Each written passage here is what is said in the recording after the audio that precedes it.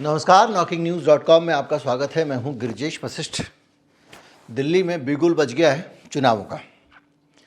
जब चुनाव का ऐलान होता है तो हम ये विश्लेषण करते हैं सबसे पहले कि इस समय कौन आगे है और कौन इस समय जीत की गुंजाइश किसकी दिख रही है।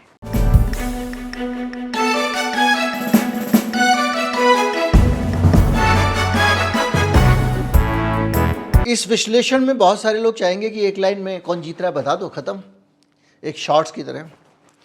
लेकिन ये इतना आसान नहीं है।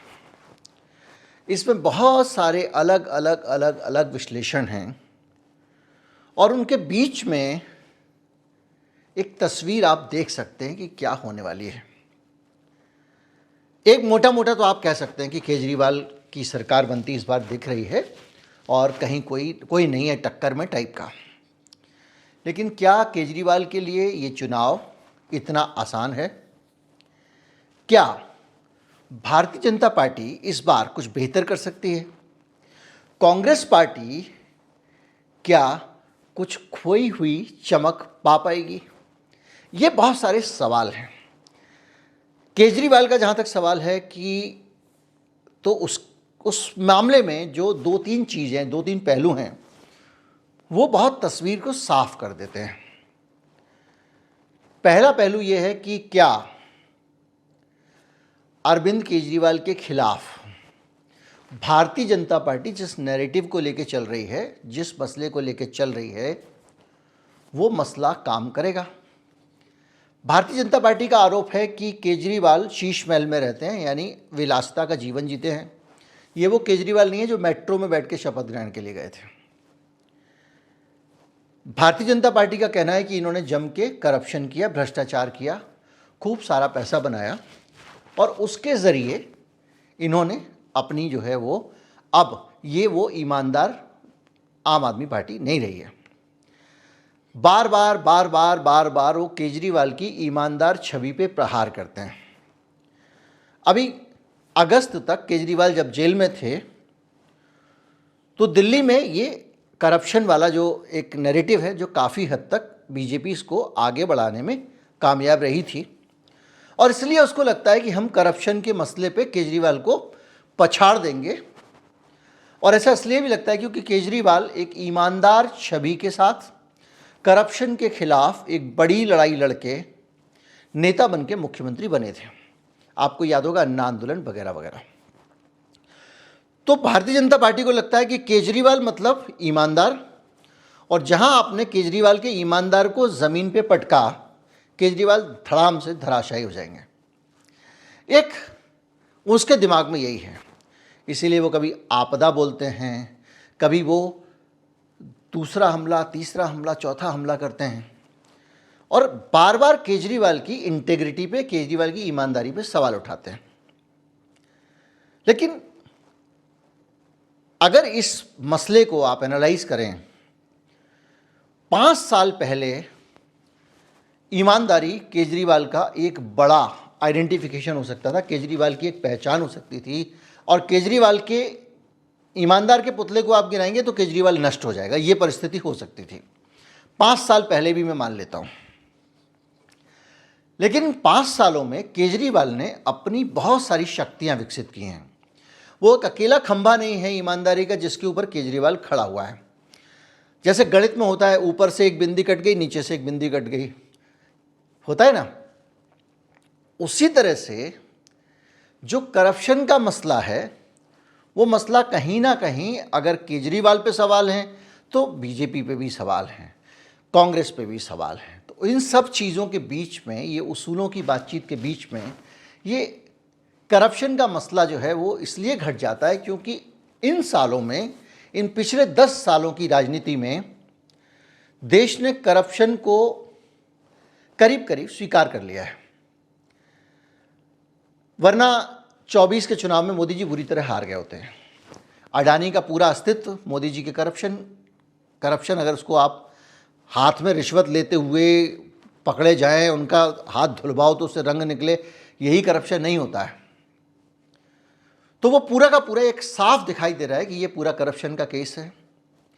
आप बहुत सारे लोगों को देख लीजिए, करप्ट बेईमान लोग, जिनको वो कहते थे चक्की पीसिंग, किसी को कुछ कहते थे, उसको सबको बीजेपी ने अपना लिया। तो करप्शन की आदत अब वोटर को पड़ गई है। तो केजरीवाल के केस में करप्शन उतना अच्छा मसला नहीं मिलेगा, लेकिन भारतीय जनता पार्टी पूरी ताकत उस पर डाल रही है। केजरीवाल के केस में मसला क्या बनेगा? एक कांग्रेस पार्टी है, तो आज अजय माकन प्रेस कॉन्फ्रेंस करने वाले थे, देश विरोधी लिख रहे थे उनको।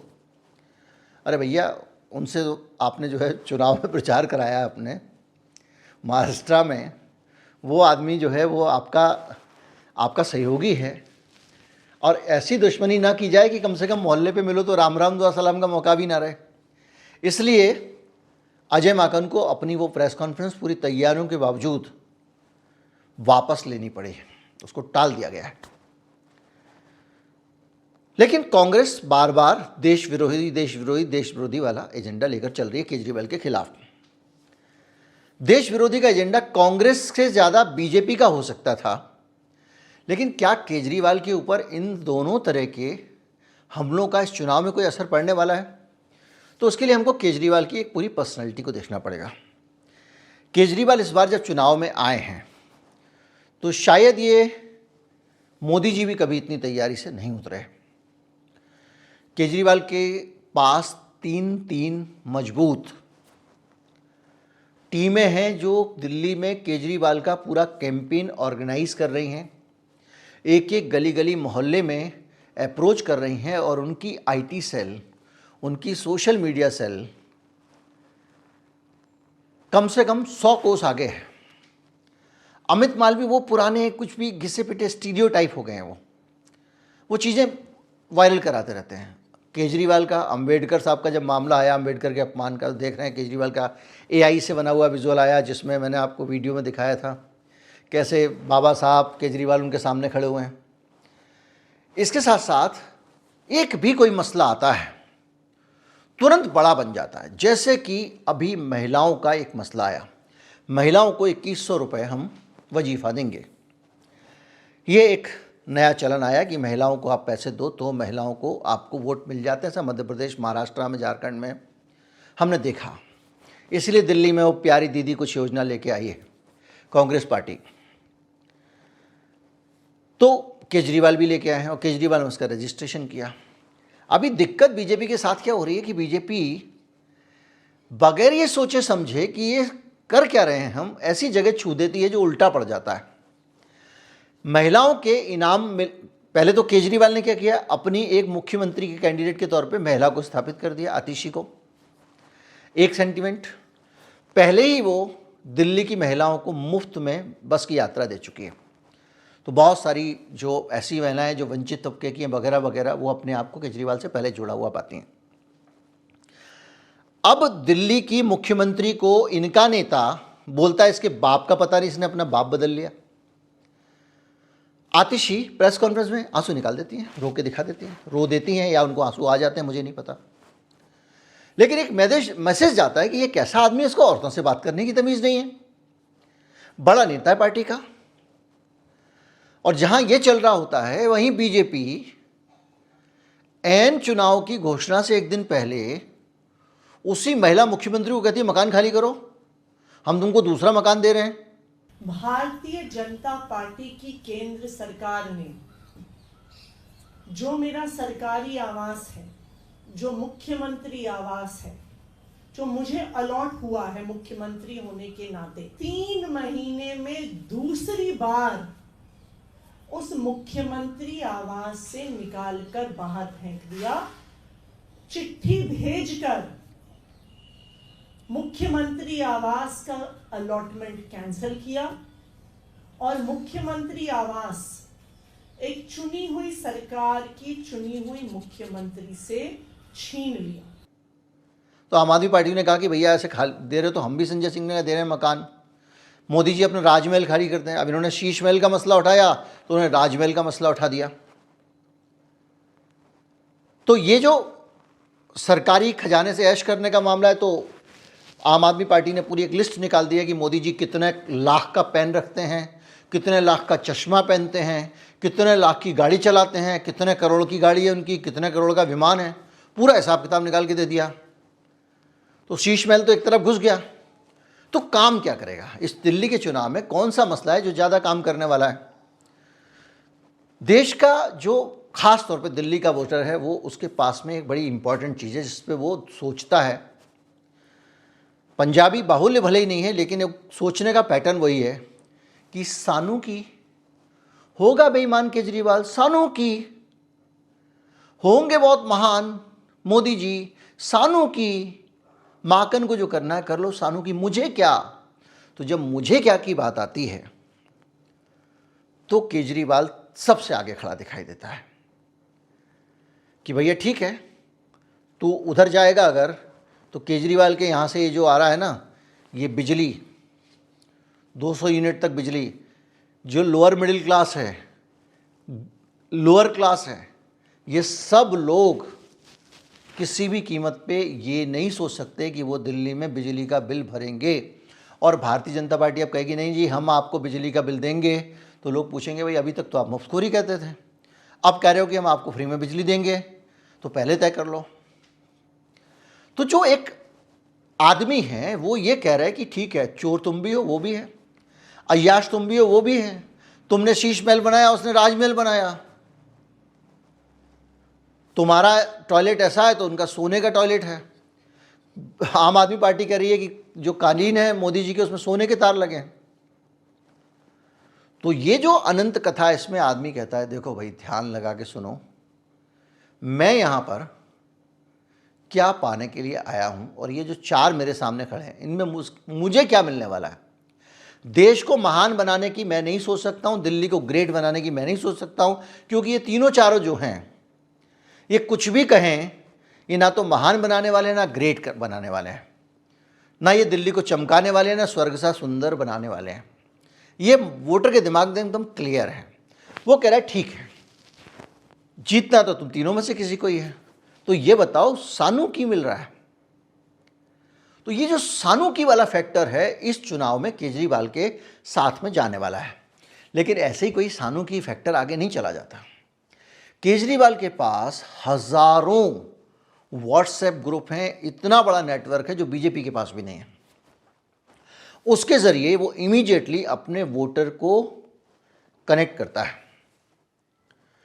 दूसरा, केजरीवाल ने अलग अलग सब ग्रुप्स को अपने साथ जोड़ के रखा हुआ। ऑटो वाले, पहली बार सरकार बनी थी तब से लेके आज तक केजरीवाल के पास ऑटो वाले हैं जो लोगों से संपर्क करते हैं, लोगों से बात करते हैं और लोगों को बताते हैं कि भाई कौन उनके लिए अच्छा है।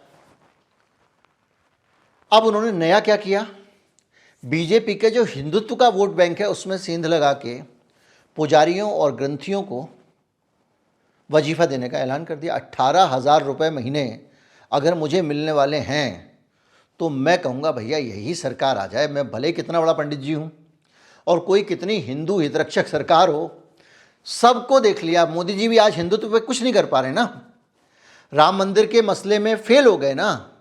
अब मोदी जी केवल हिंदू को मुसलमान से डरा के ही अपने आप को जिंदा रख पा रहे हैं।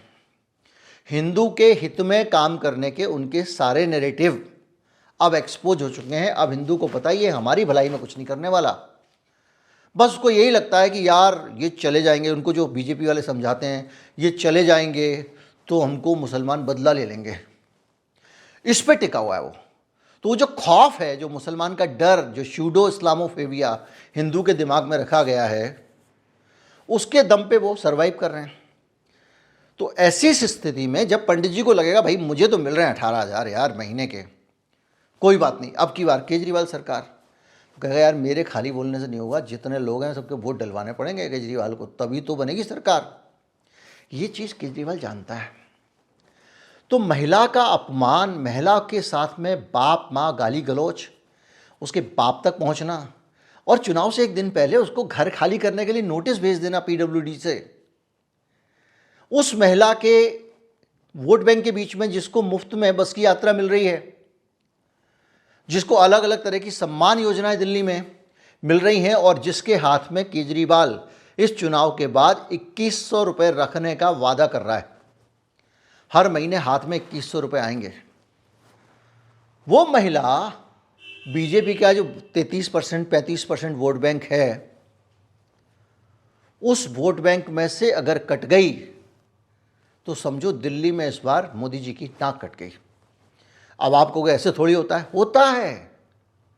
उत्तर प्रदेश के चुनाव में 3 तलाक के मसले को जब उठाया योगी ने, बीजेपी ने, तो मुस्लिम महिलाओं ने भी कहा कि भैया ऐसा है, हिंदू धर्म मुसलमान धर्म कब गया, ये बहुत ज़रूरी चीज़ है, इससे हमारी ज़िंदगी जो है वो नरक होने से बचती है। तो 5%, 10%, 2% कुछ वोट तो बीजेपी को मिला। यहाँ पर सिचुएशन वैसी नहीं है 2-4-5% वाली। यहाँ पे केजरीवाल हिंदू नहीं है किसी मुसलमान के लिए कि एकदम बड़ा फैसला लेना हो। यहाँ पे केजरीवाल भी हनुमान मंदिर जाने वाला आदमी है, हनुमान चालीसा वाला आदमी है। ये केजरीवाल वो आदमी है जो जाके जो है वो अगर वो जय श्री राम के नारे लगाते हैं तो ये जय बजरंगबली के नारे लगाते हैं जब कहीं बूथ पे टकराव हो जाता है। तो जो आंटी जी हैं वो कहेंगे यार 2100 मिल रहा है, ये भी तो केजरीवाल कौन सा ये हमारे खिलाफ है, ये कौन सा मुसलमानों के साथ है, इसी को लाओ। ये जो चीज़ें हैं, ये जो एक सीधे सीधे जिसको कोई स्वीकार करे ना करे, भारत का नागरिक बहुत ज़्यादा अपने बारे में सोचता है। मेरे बहुत सारे परिचित लोग हैं जो पूरे दिन व्हाट्सएप पे ये और वो हिंदू राष्ट्र बना रहे, उनका वो बाबा जी 8-10 का झुंड बना के जो गाना गाते हुए निकलते हैं गली में से, जैसे ही वो आए तो जो सबसे ज़्यादा कट्टरपंथी महिला थी हिंदू, वो जोर से बोले इनको बाहर निकालिए, सोसाइटी से बाहर निकालिए। मैंने कहा ये तो भजन कर रहे हैं हिंदू, ना बाहर निकालिए, ये सब लोग गलत लोग आ जाते हैं। तो हमारे जहाँ देखा अपने ऊपर आ रही है बात, तो उनका पूरा एक कैरेक्टर बदल जाता है।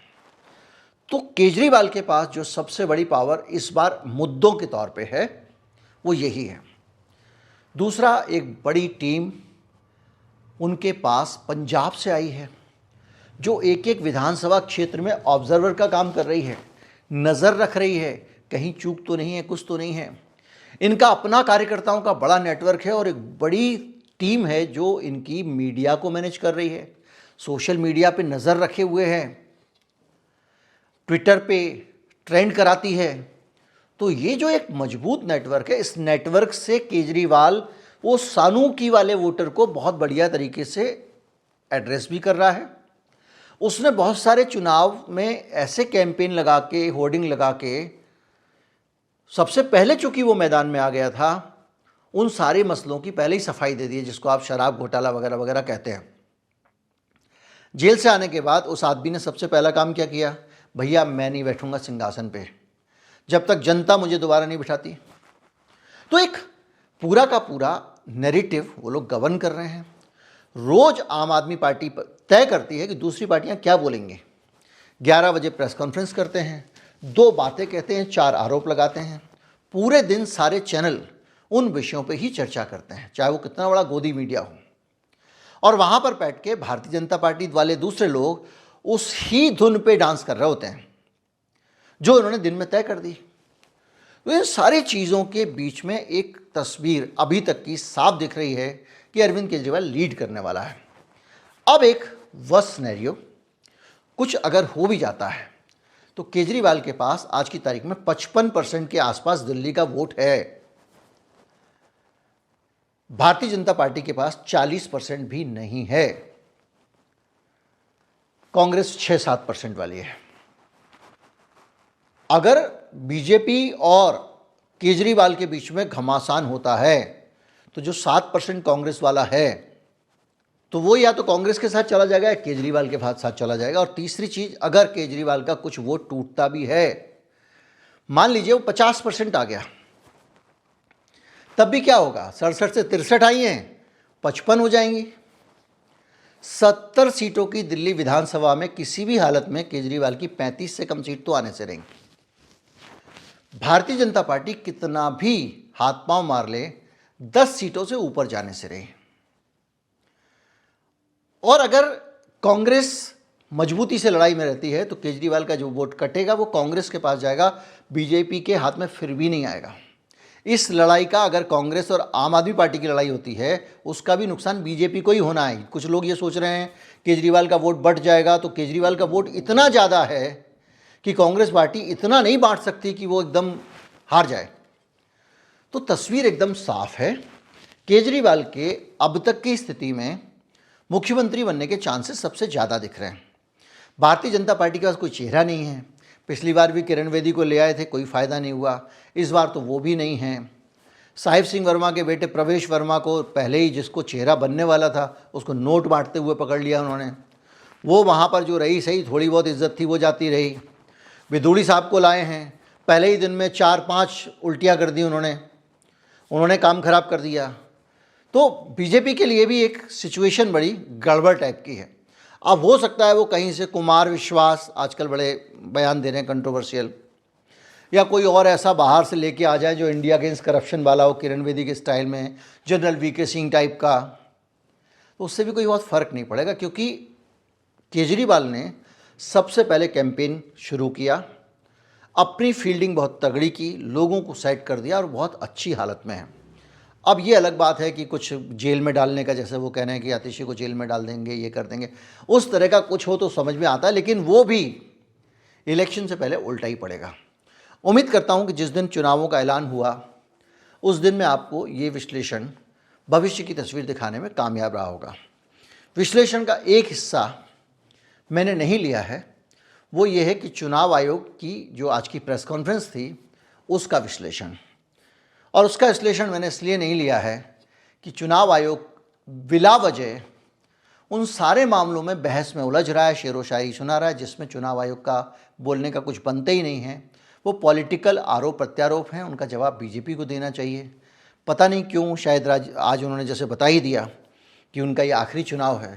हो सकता है कुछ भविष्य की वो संभावनाएं देख रहे हों, लेकिन बीजेपी के कार्यकर्ता की तरह लड़ना, फ्रीबी वाले मुद्दे पे बयान देना चुनाव आयोग का, ये सब चीज़ें दिखा रही हैं कि चुनाव आयोग कमज़ोर हालत में है। इससे ज़्यादा मैं विश्लेषण में जाऊंगा नहीं। उन्होंने जो कुछ बोला ईवीएम को लेके, दूसरी चीज़ों को लेके, वो अर्ध सत्य था।